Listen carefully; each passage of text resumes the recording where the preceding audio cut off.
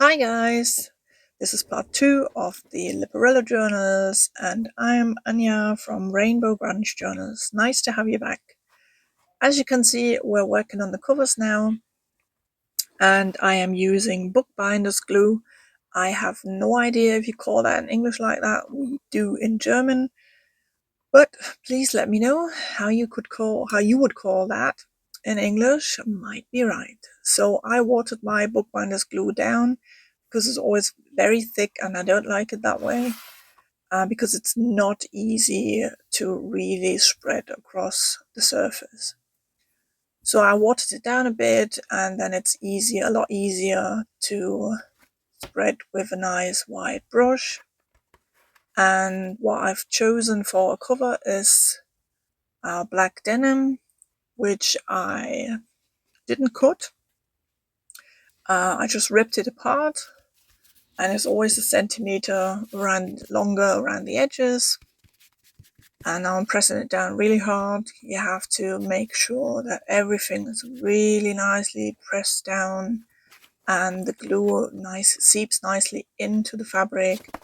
And that's why it's so important that the glue is not too thick and the layer is not too thick, because when it seeps down it looks really horrible.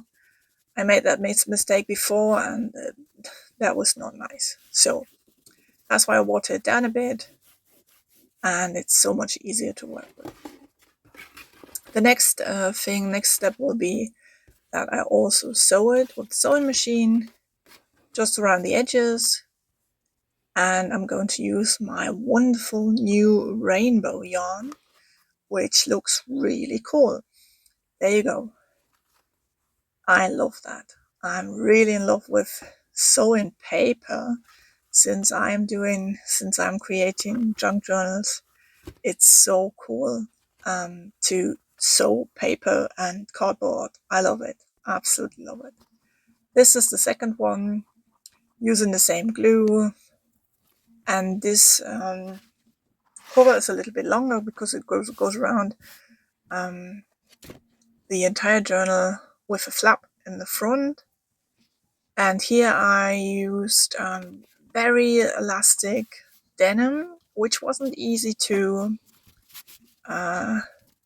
rip apart, but it's got a nice fringe all around it, and I like it when it's a bit not so straight, because I'm a very straight person, so my creative things don't have to be so straight, and there can always be a little bit of strange things around the edges. Okay, so the same thing I'm going to do here. I will sew with the sewing machine around the edges, and that fixes it nicely in place. And the bookbinder's glue makes sure that everything stays flexible and doesn't get too stiff.